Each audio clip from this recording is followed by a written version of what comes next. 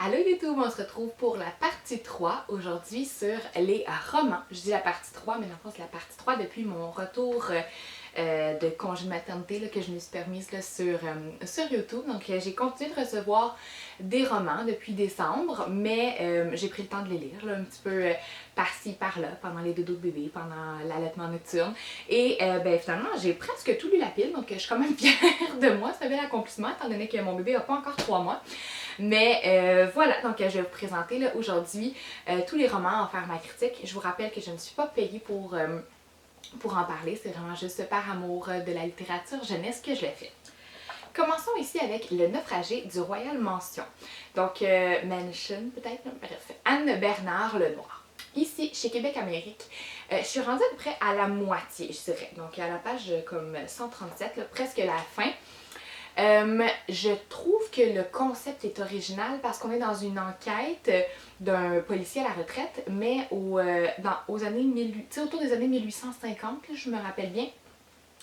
Et à Montréal, je trouve ça intéressant de voir comment était Montréal à cette époque-là. Je pense que les enfants ont parfois de la difficulté à se l'imaginer, donc ça va être intéressant pour ça. Toutefois, le vocabulaire est très recherché du fait que ça se passe en 1850. Les expressions, moi je m'y connais un peu mieux évidemment, mais j'ai peur que ça soit un petit peu difficile là, pour les élèves à comprendre. On n'est pas dans une enquête de meurtre ou de quelque chose de traumatisant, là, donc, en tout cas pas à date. Mais voilà, j'ai hâte de le faire lire. C'est pas un coup de cœur, j'ai hâte de le faire lire à un élève pour voir, lui, qu'est-ce que cet élève-là va en avoir pensé. Est-ce que le vocabulaire va avoir un peu gâché là, son appréciation du roman ou pas? Parce que sinon, je pense que ça peut faire vraiment intéressant dans un thème sur les enquêtes, d'avoir un cadre qui est complètement différent que des autres romans d'enquête qu'on a d'habitude. Toujours chez Québec Amérique, on a Morane adore parler. Donc c'est écrit par Émilie Ouellette. Émilie Ouellette qui est une autrice que j'aime beaucoup, qui a écrit la série Fab dont j'arrête pas de parler honnêtement sur ma page Instagram. Et ici, Morane adore parler. On a l'histoire d'un enfant qui n'arrête pas de parler, qui parle tout le temps, tout le temps, tout le temps. Et toute sa vie, elle s'est faite réprimander de parler autant jusqu'à ce qu'une enseignante, elle avait toujours des suppléantes et elle avait toujours l'impression que c'était de sa faute parce qu'elle parlait trop, parce que les enseignantes ne restaient jamais dans sa classe. Mais il y a eu une enseignante, donc Madame Dayani, qui est restée dans sa classe et qui a décidé d'exploiter son besoin de parler de façon positive et non en la réprimandant, puis lui a donné la tâche d'animer un spectacle. Au début, c'était juste un numéro, puis ensuite elle a animé un autre spectacle. Bref, d'utiliser qui est un talent, en fait, de bien pouvoir parler devant un public. Donc, de l'utiliser, de voir ce trait de caractère-là de Morane comme étant une qualité, un talent, plutôt que comme un défaut. Donc, bravo, Émilie Ouellette. Pour ça, je suis certaine que plein d'élèves vont se reconnaître. Et finalement, encore chez Québec Amérique, on a Romane et les émotis. Donc ceci, c'est le tome 2. J'avais lu le tome 1 il y a quelques mois. Et pourquoi cette série-là m'intéressait, c'est parce que, comme vous pouvez le voir, là, on est dans un roman, mais on a des petits ajouts de manga. Et je sais pas pour vous, mais moi, dans ma classe l'année dernière et dans les dernières années, les mangas, c'était vraiment populaire. Là, ça gagne énormément en popularité présentement. Donc, pour un élève qui est vraiment accroché au style manga puis qui aimerait essayer d'aller ailleurs, je pense que je lui proposerais cette série-là. Donc, on est dans une série un petit peu plus fantastique. Donc, Romane, elle s'est fait donner, elle est devenue comme la gardienne des émotions, des émotis. Et quand une personne est en prise avec un mauvais émoti, elle doit prendre cet émoji-là. Donc, des fois, il y a comme des bagarres et tout, mais c'est toujours comme des petites créatures. Je l'explique vraiment mal, mais c'est quand même un monde très fabuleux, très fantastique. C'est plus facile à lire que facile à expliquer, j'ai envie de dire, mais je vais vous montrer. Là, donc, comme je vous dis, on a du texte, mais on a parfois des ajouts de BD style manga. Donc, ça, c'est bien intéressant. Chez La Bagnole, on a Folle École, donc le tome Passer un savon de Catherine Trudeau et Jean-Philippe Maurras. C'est un roman donc de la collection Je lis seule parce qu'on est dans un roman de gros caractère avec plein d'illustrations et il y a un graphisme qui vient avec des mots en gras et tout, on vient jouer avec les caractères. ici, on est dans un univers complètement déjanté. C'est drôle, mais c'est ça, c'est vraiment drôle. Là, comme Catherine Trudeau, elle s'est éclatée, j'ai envie de dire, dans l'invention de cette école-là. Et voilà, je pense qu'au premier cycle et au deuxième cycle, les enfants vont trouver ça vraiment drôle. Et c'est juste vraiment un roman humoristique qui pourrait même être lu à voix haute, mais ça c'est vraiment une collection que les élèves, le même un peu ici, que les élèves vont apprécier lire seuls justement. Donc ici on a Mon ami imaginaire, le 5e tome. J'ai arrêté de les lire parce que ces romans-là sont définitivement pas pour ma classe de 5-6e année. Mais pourquoi j'ai voulu vous présenter celui-là ici, c'est qu'à la fin, on a, c'est-tu à la fin? Oui, il me semble, ou au début, on a un lexique d'une langue autochtone. Puis là, juste pour faire exprès, je me rappelle plus c'est laquelle.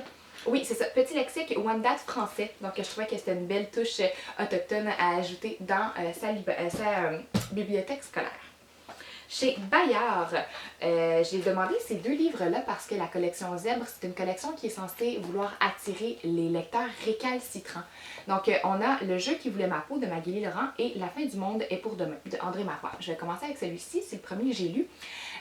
Ici, on a 2 parents qui rentrent en mode survivaliste. Ils ont entendu que la fin du monde allait arriver dans quelques mois, retirent leurs enfants de l'école et décident de se préparer à la dite fin du monde. Alors, c'est vraiment... Le suspense, dans le fond, là, à chaque page, c'est qu'on a hâte de savoir qu'est-ce qui va enfin se passer. Donc, moi, c'est vraiment ça que j'ai apprécié là, du roman. Et on a, comme je vous dis, un graphisme très intéressant qui rend la lecture vraiment moins lourde là, pour les élèves plus récalcitrants. Je vais essayer de vous montrer un autre exemple. Ici. Bref. C'est juste vraiment un beau graphisme. C'est pas un coup de cœur pour moi, là, le roman, mais j'avoue que j'étais accrochée de savoir est-ce qu'il allait vraiment avoir une fin du monde parce que c'était quand même intriguant. On pourrait même jumeler, j'ai envie de dire, ça avec ça, avec ça. Oh, je viens d'avoir une idée en live devant vous. Et parler des fake news. Oh my god, ça serait vraiment intéressant. Ok, ben je mijote quelque chose, mais je vous donne mon idée si vous la voulez. Là. Donc, avec ces 3 nouveautés-là, faire quelque chose par rapport aux fake news, au conspirationnisme, tout ça, puis d'éveiller son esprit critique en tant qu'enfant. Ici, Le jeu qui voulait ma peau, c'est un roman très... j'ai envie de dire qu'on en voit de plus en plus là, des jeux qui finissent par vouloir attaquer. Bon, je m'excuse, le cadrage a peut-être changé parce que j'ai manqué de batterie pendant que je filmais. Alors, ce que je disais, c'est que c'est pas la première fois que je lis un roman dont le jeu finit par vouloir attaquer le joueur. Donc pour ça ici, pour moi, c'était pas un concept qui était des plus originales. Mais j'avoue que, en fait, c'est vraiment le graphisme qui est hallucinant dans ce roman-là. On est vraiment accroché à notre lecture. Je vous montre là, ici, dans le fond, c'est comme un jeu de réalité virtuelle. On met un casque. Puis, mais en fait, tout là, tu sais ici là, je vais tourner les pages à partir de là pour vous montrer. Donc là, ils se font pourchasser, si je me souviens bien.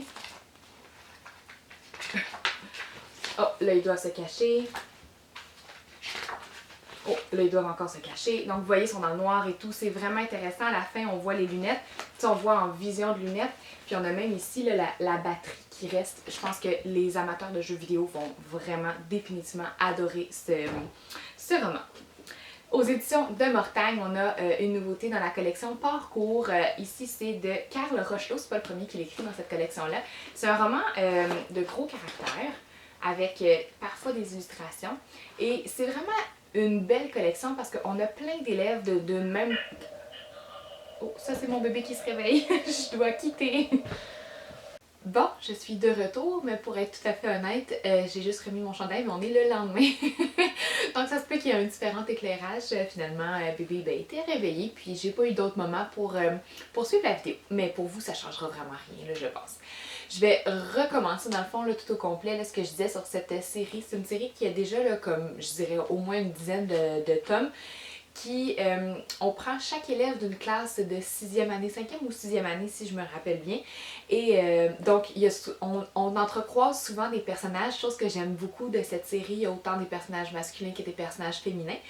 Et dans ce cas-ci, on vient parler du TDAH, puis on vient parler d'un enfant qui se sent incompris, puis qui aimerait donc faire comprendre c'est quoi son TDAH aux autres, tant aux adultes qu'aux enfants, ce qui fait que j'ai vraiment particulièrement aimé, et en moi-même un TDAH, donc j'ai vraiment aimé ce tome-ci. J'ai hâte de le mettre dans ma bibliothèque pour le proposer à mes petits cocos qui ont un TDAH et ceux qui en ont pas. Toujours chez De Mortagne, nous avons ici Militant, donc le tome Soulèvement, c'est de Diana Bellis. Ici, je l'ai pris même si ça disait que ça s'adressait à un public adolescent, parce que des fois, bon, vous savez, là, nos élèves plus matures de 6e année, ben, je me dis toujours d'un coup que ça fonctionnerait pour eux. Dans ce cas-ci, le personnage, si je me souviens bien, entre 16 et 18 ans, je me rappelle plus tellement, ce qui fait que le personnage est quand même vraiment plus vieux que l'âge de nos élèves. J'ai été surprise de la tournure. Dans le fond, le début, là, ça commence, on est méga dans l'action. On est dans une fin du monde à Montréal, des cataclysmes, vraiment là, plein de catastrophes naturelles qui se produisent. Puis moi, j'aime vraiment beaucoup les films sur les catastrophes naturelles. C'est vraiment un sujet qui m'intéresse. Ce qui fait que je me disais, hey, une dystopie, catastrophe naturelle, ça va me parler. Toutefois, on dirait que vers le milieu ou vers le... Tu sais, un coup qu'on est passé les catastrophes naturelles... Oh non, je reviens. Bon, pardonnez-moi, ça va être ça ma réalité maintenant sur YouTube. Je disais donc qu'un coup on a passé là, le départ là, vraiment là, abrupt là, de toutes les catastrophes, puis c'est vraiment intense la grande action. On tombe dans un scénario plus super-héros, donc le personnage principal se fait comme... il y a comme une bille là, qu'il reçoit, puis ça s'en va dans sa peau, ça s'infile dans son corps, ça s'en va jusque dans son cœur, puis il y a comme une entité dans cette bille-là qui lui dicte quoi faire, mais c'est un peuple dans le fond, puis c'est un peuple qui veut le bien, puis qui veut restaurer l'humanité, tout ça. Puis il y a comme un vilain qui est à la recherche de cette bille-là, puis il va devoir donc tuer pour avoir ça, mais ce peuple-là, ça lui confère des pouvoirs, puis là, ils sont comme l'un contre l'autre. Donc, en tout cas, vous l'entendez peut-être dans ma voix, on dirait que moi, c'était juste vraiment pas mon genre de scénario. Je me serais attendue à autre chose. Puis on est plus dans la science-fiction super-héros que dans mon genre de dystopie que j'aime. Le tome 2 va sortir bientôt, mais comme de toute façon ça s'adresse pas à mon public cible en 6e année, 5-6e, ben je ne demanderai pas le prochain tome. De la même autrice maintenant, mais de chez Dominique et compagnie Héritage, donc toute cette branche-là, nous avons Le jour où la terre a tremblé, où on vient raconter l'histoire du tremblement de terre à Haïti. C'est vraiment très poignant, c'est vraiment très cru, c'est vraiment très dramatique, comme c'est une tragédie dans le fond. Mais je veux dire, on mâche pas les mots, on mâche pas les scènes. Donc c'est vraiment intense. Moi, je ne le mettrais pas dans ma bibliothèque du 3e cycle parce qu'il y a quand même une scène à la fin là, de... Tu sais, c'est pas clair, est-ce que c'est une agression sexuelle, est-ce que c'est de la prostitution, est-ce que c'est un peu de tout ça ensemble.